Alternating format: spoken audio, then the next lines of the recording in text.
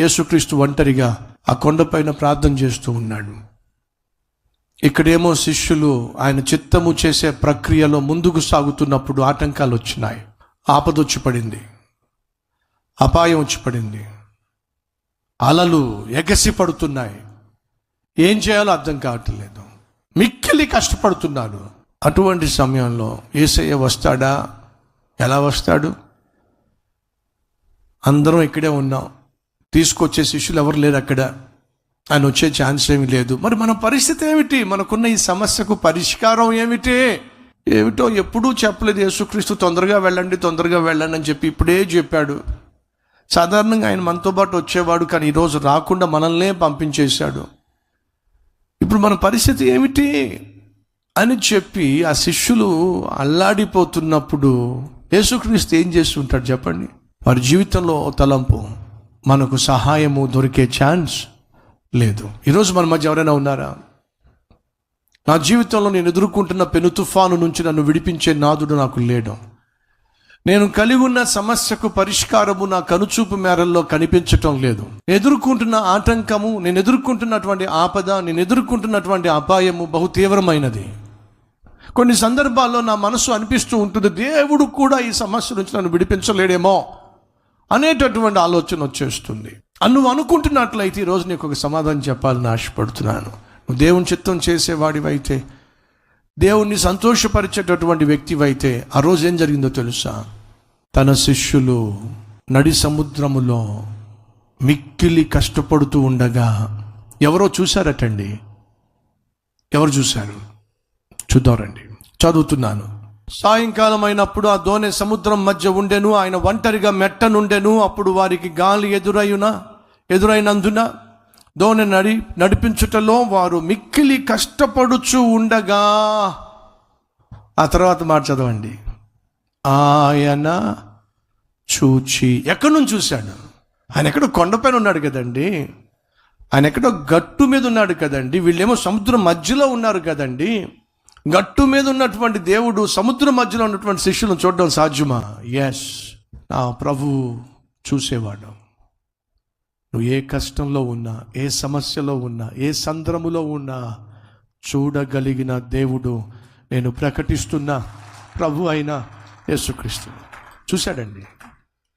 కొండపై నుంచి యేసుక్రీస్తు తీక్షణంగా తన చిత్తము చేస్తూ సతమతమవుతున్న, సమస్య గుండా వెళుతున్న, సంద్రములో తల్లడిల్లిపోతున్న తన శిష్యులను చూశాడండి.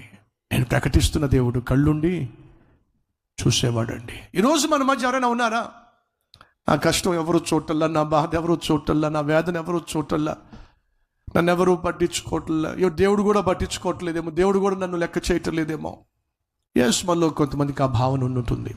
భర్త మంచోడు కాదు కాబట్టి పట్టించుకునేవాడు కాదు, ప్రేమించేవాడు కాదు. భార్య మంచిది కాదు కాబట్టి, బాధ్యత లేనటువంటి వ్యక్తి కాబట్టి పట్టించుకోకపోవచ్చు, ప్రేమించకపోవచ్చు. చేతికి వచ్చినటువంటి పిల్లలు అండగా నిలబడవలసిన సమయంలో రెక్కలు వచ్చినాయి కాబట్టి వాళ్ళు ఎగిరిపోయి మిమ్మల్ని అనాథలుగా మిగిల్చేసి ఉండొచ్చు. స్నేహితులు కూడా హ్యాండ్ ఇచ్చేసి ఉండొచ్చు. అర్థం చేసుకుంటాను, అండగా నిలబడతాను అన్నటువంటి వాడు కాస్త మోసం చేసి నేను ఒంటరిని చేసి వెళ్ళిపోయి ఉండొచ్చు. నన్ను పట్టించుకునేవాడు, ప్రేమించేవాడు, అర్థం చేసుకునేవాడు ఈ లోకంలో ఎవరైనా ఉన్నారా అన్ను ప్రశ్నిస్తున్నట్లయితే ఉన్నాడు. ఆయన పేరు ప్రభు అయిన యేసుక్రీస్తు. తన శిష్యులు మిక్కిలి కష్టపడుతూ ఉండగా యేసయ్య చూశాడు. తమ్ముడు, చెల్లి, నీ కష్టాన్ని నేను ప్రాణంగా ప్రేమిస్తున్న నా యేసయ్య బహు జాగ్రత్తగా గమనిస్తున్నాడు. సహోదరుడా, సహోదరి, నువ్వు పడుతున్న కష్టాన్ని, నువ్వు కలిగి ఉన్నటువంటి వ్యాధిని, నువ్వు అనుభవిస్తున్నటువంటి బాధను నా ప్రభు అయిన యేసుక్రీస్తు బహు జాగ్రత్తగా గమనిస్తున్నాడు. గమనిస్తే ఏం లాభం బ్రదర్? సమాధానం ఇవ్వకుండా, గమనించే దేవుడు సమాధానం ఇవ్వకుండా ఎలా ఉంటాడు చెప్పండి? మిక్కిలి కష్టపడుతున్న తన శిష్యుల్ని యేసయ్య చూసి ఆయన ఏం చేశాడో తెలుసా మీకు? పేతురు, వచ్చి మిమ్మల్ని రక్షిద్దాం అనుకున్నాను, కానీ పడవ మీద తీసుకొచ్చేవాళ్ళు ఆ టైంలో ఎవరు లేకపోయేసరికి నేను రాలేకపోయాను. ఇలాంటి మాటలు సాధారణంగా మనం అంటూ ఉంటాం. సహాయం చేయాల్సిన సమయంలో సహాయం చేయకపోతే ఎందుకు సహాయం చేయలేకపోయామో కారణాలు, సాకులు మనం చెప్తాం. నా ప్రభువు సాకులు చెప్పేవాడు కానే కాదు.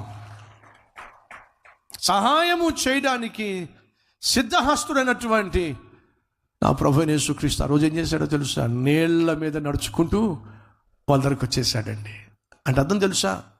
ఊహించలేదు, తలంచలేదు, కల్లో కూడా అనుకోలేదు.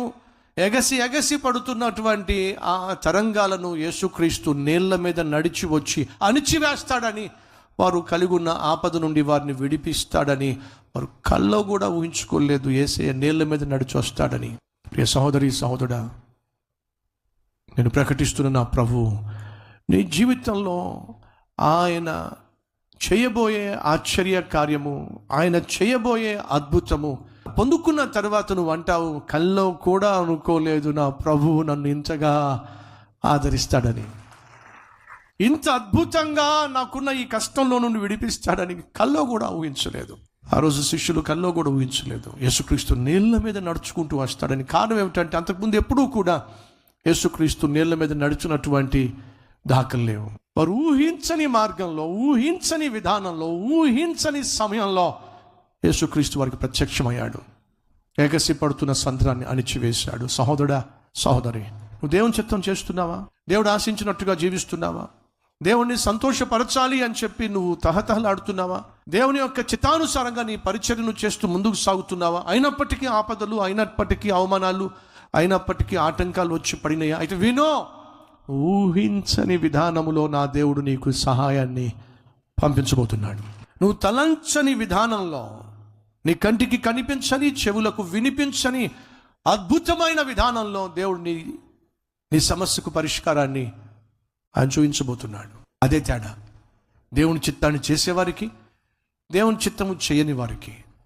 ఏమిటి తేడా అంటే, వీళ్ళిద్దరికీ కష్టాలు వస్తాయి, కానీ దేవుని చిత్తము చేసేవారికి కష్టాలు వచ్చినప్పుడు ఆ కష్టాలు తీర్చే బాధ్యత సర్వ సృష్టిని సృష్టించిన దేవదేవుడే తీసుకుంటాడు. ఈ విషయాన్ని మర్చిపోద్దని మనవి చేస్తున్నాను.